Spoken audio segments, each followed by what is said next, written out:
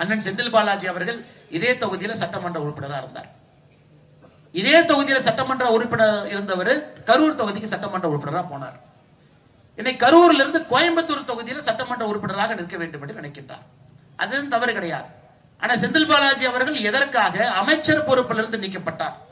ஒருவேளை இன்னைக்கு திருவள்ளுவர் அவர்கள் இந்த கலிகாலத்துல நம்மோடு திருவள்ளுவர் ஐயா இருந்தாருன்னா என்ன சொல்லுவாருன்னாங்க, 10 ரூபாய் பாட்டிலுக்கு வாங்கினா புலால் சிறைக்கு செல்லுவது நிச்சயம் அவரே ஒரு குரல் எழுதுவார். அந்த அளவுக்கு இன்னைக்கு கரூர் மக்கள் அரசியல்ல பல இடத்துல நம்ம தலைகுனிந்து நிற்கின்றோம். பல இடத்துல நம்ம தலைகுனிந்து நிற்கின்றோம்னா, அரவக்குறிச்சி எலெக்ஷன் மாடல் ஒரு காலத்தில் ஆரம்பிச்சாங்க. கரூர்ல செந்தில் பாலாஜி முன்னாள் அமைச்சர்களுடைய அட்டூழியம், இதெல்லாம் கூட கரூர் அரசியல்லாவே நிறைய பேர் ஒதுங்கக்கூடிய ஒரு நிலைமைக்கு கொண்டு வந்து நிறுத்தி இருக்கின்றார். எனக்கு அனைத்து இந்திய அண்ணா திராவிட முன்னேற்ற கழகத்தில் எத்தனையோ பேர் எனக்கு தெரியும். அவர்களை அடக்குவதற்காக அவங்க வீட்டுல கஞ்சா வைத்து காலையில ரைடு பண்ணி அனைத்து இந்திய அண்ணா திராவிட முன்னேற்ற கழகத்தினுடைய எத்தனையோ தலைவர்கள் கடந்த 5 ஆண்டுகள்ல கரூரிலே கைது செய்யப்பட்டிருக்கின்றார்கள்.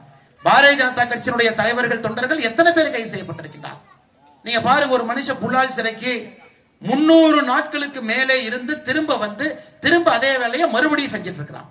கோயம்புத்தூருக்குள்ள போனா கரூர் குரூப், சென்னைக்கு போனா கரூர் குரூப், ஒரு 20 பேரை வச்சுக்கிட்டு டாஸ்மார்க்ல வசூல் பண்றது. எங்கே சென்றாலும் கூட தலை நிமிர்ந்து நிற்க வேண்டிய நம்முடைய கரூர் மக்கள் இந்த கரூர் குரூப் என்கின்ற ஒற்றை பெயர்ல எங்க போனாலும் 10 பேர் வசூலுக்கு வச்சிருக்கிறாங்க. டாஸ்மார்க் பாட்டிலுக்கு வாங்கணும், மூடிக்கு வாங்கணும், டாஸ்மார்க் அட்டைக்கு வாங்கணும்.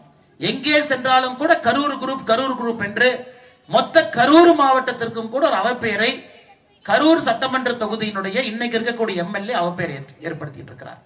அதெல்லாம் நீங்க யோசிக்கணுங்க. அந்த அரசியல் மாறணுங்க. இது போன்ற அரசியல் தாக்கு பிடிக்காதுங்க. இந்த அரசியல் பண்ண முடியாது. இது போன்ற அரசியல் எத்தனை நாளைக்கு இதே போல ஒரு பண அரசியல் என்பது ஏழை மனிதனுக்கு எந்த விதத்தில் அது பயன்படும்? ஒரு தேர்தல் கரூரை பொறுத்தவரை 100 கோடி 150 கோடி 200 கோடி தேர்தலாக இருந்தால் எந்த அரசியல்வாதி ஒரு சாதாரண மனிதனுக்கு வேலை செய்வதற்காக இங்கிருந்து பாடுபட போறார்? அதையெல்லாம் இந்த முறை நீங்க யோசிச்சு மாத்தணும். கரூர்ல நல்ல அரசியல் வரணும். ஒரே ஒருவர் இந்த அரசியலை மிக கேவலமாக மோசமாக நடத்தி கொண்டிருக்கின்றார்கள். அது போன்ற அரசியல் நமக்கு வேண்டாம். ஏன் இதே முதலமைச்சர் ஐயா M.K. ஸ்டாலின் அவர்கள், இதே முதலமைச்சர் அவர்கள் எதிர்க்கட்சி தலைவராக இருக்கும் பொழுது இதே மண்ணு கரூருக்கு வர்றார். செந்தில் பாலாஜி ஊழல்வாதிங்கிறார். செந்தில் பாலாஜியினுடைய தம்பி அசோக் ஊழல்வாதிங்கிறார். இதே முதலமைச்சர் செந்தில் பாலாஜி கைது செய்யப்பட்ட பிறகு மகாத்மா காந்தியினுடைய வாரிசுங்கிறார். யோசிச்சு பாருங்க. இந்த அநியாயத்தை எங்கேயாச்சும் நீங்க பார்த்திருப்பீங்களா? இதே மண்ணுல வந்து பேசிய ஒரு முதலமைச்சர் அவர்கள் எதிர்கட்சி தலைவராக இன்னைக்கு இருந்தாங்க. இன்னைக்கு முதலமைச்சராக இருப்பவர் இன்னைக்கு மகாத்மா காந்தியினுடைய வாரிசு தான் அந்த செந்தில் பாலாஜின்னு பட்டம் சூட்டிட்டு இருக்கிறார். 10 ரூபாய் பாட்டிலுக்கு வாங்கினா புலால் சிறைக்கு செல்லுவது நிச்சயம் அவரே ஒரு குரல் எழுதுவார்.